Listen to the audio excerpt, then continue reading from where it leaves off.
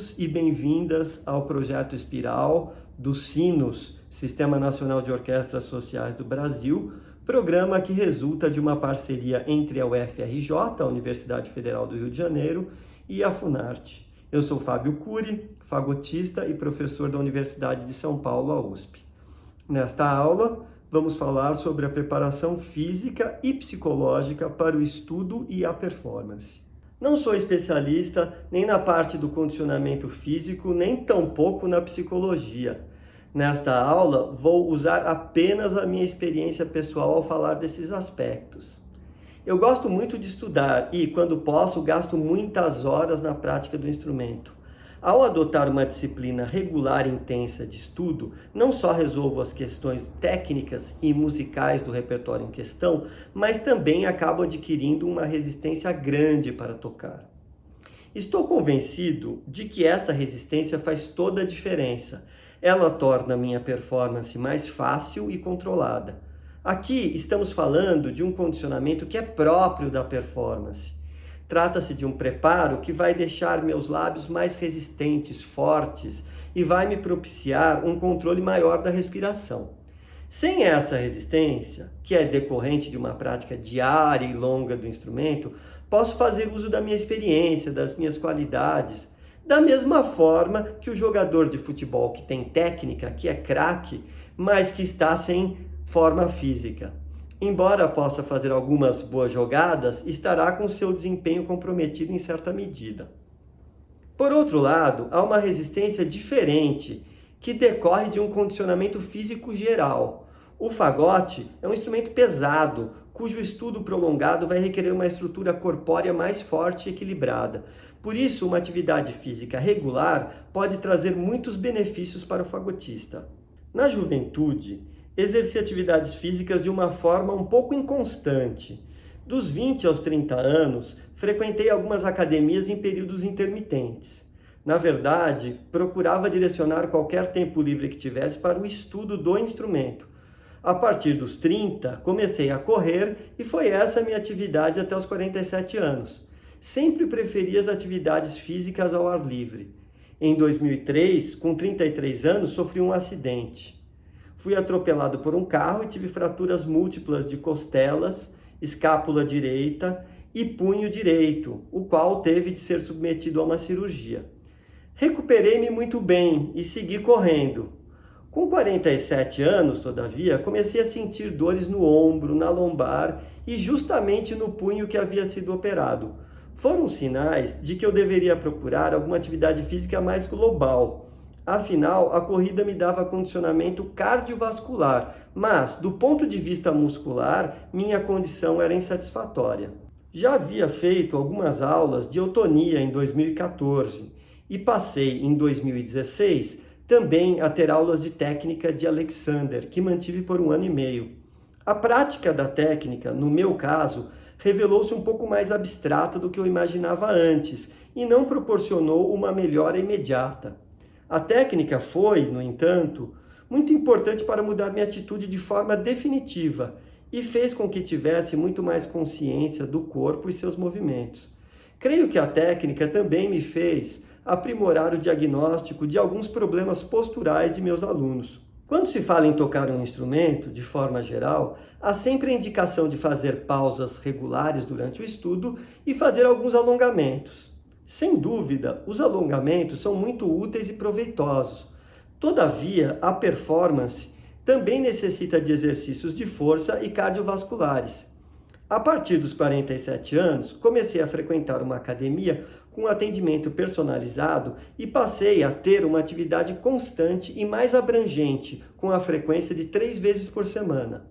Hoje, aos 50 anos, estou muito bem fisicamente e me sinto preparado para ter uma rotina de longas horas de estudo. Minha limitação neste momento reside muito mais na burocracia na universidade, no cargo de gestão que ocupo, que em alguma eventual restrição física. Dos 20 aos 50 anos, mantive praticamente o mesmo peso. Tenho um smoking de 1989, quando tinha 19 anos, que ainda me serve se precisar usá-lo. Contudo, convenhamos que ele não está muito bonito depois de tanto tempo.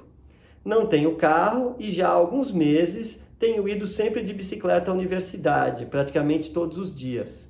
Bom, isso antes da pandemia, pelo menos.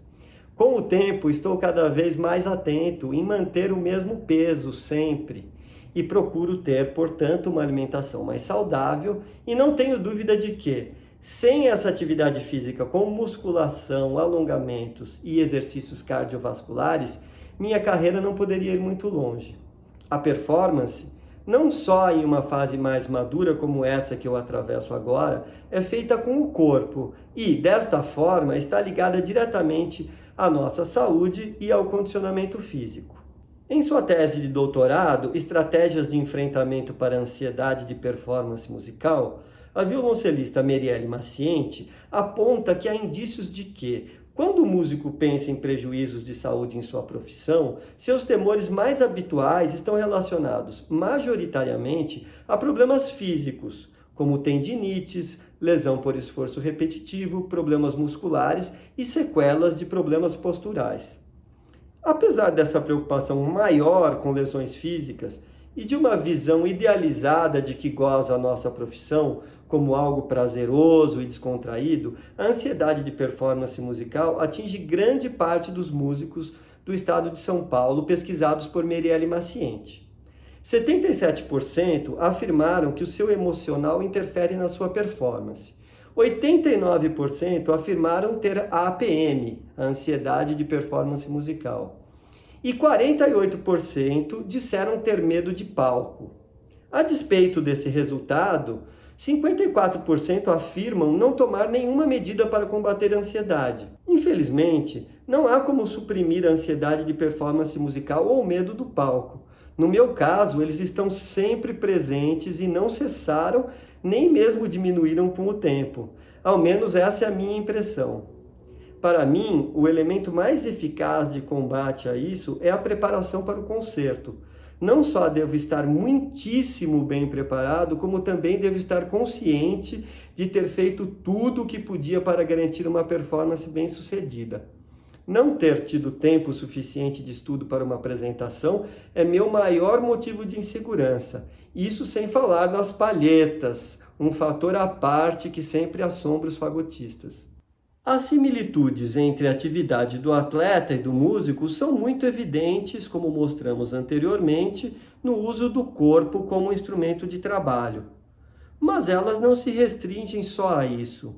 A pressão psicológica do músico em ter um desempenho perfeito, de não poder falhar em momentos específicos e decisivos, é muito parecida com aquela do atleta. Nas Olimpíadas, me identifico muito com o drama dos ginastas que dependem de sua estabilidade psicológica para, com uma performance irrepreensível de poucos minutos, poder coroar o trabalho de muitos anos. Ou com o jogador de futebol, que deve decidir uma final de campeonato na cobrança de pênaltis. A despeito dessas semelhanças, nem sempre o músico é tão consciente quanto o atleta em relação aos cuidados com seu corpo e mente.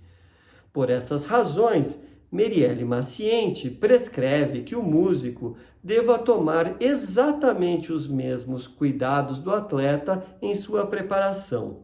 Ela afirma, e aqui passo a citá-la: o músico de orquestra pode pensar em si mesmo sob a ótica dessas múltiplas tarefas, tratando de sua saúde como faria um atleta, cuidando bem de seu corpo, de sua alimentação, da prática de exercícios físicos regulares, da busca por uma boa postura todos os dias.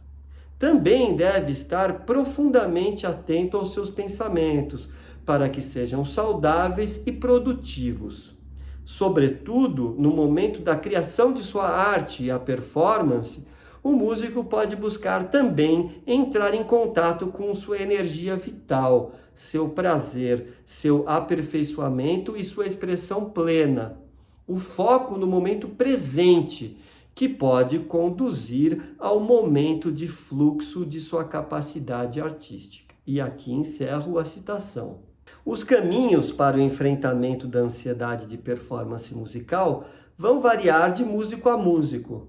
Eles podem recorrer a exercícios de yoga, técnica de Alexander, meditação, a terapia ou fazer uso eventual de beta-bloqueadores, desde que com supervisão médica. Ao professor, cabe fortalecer a autoestima e a confiança do aluno, mostrar que as dificuldades existem para todos nós, mas que há caminhos para superá-las. E assim, com essa mensagem, despeço-me de vocês e agradeço a atenção por terem prestigiado todo esse curso no projeto Espiral.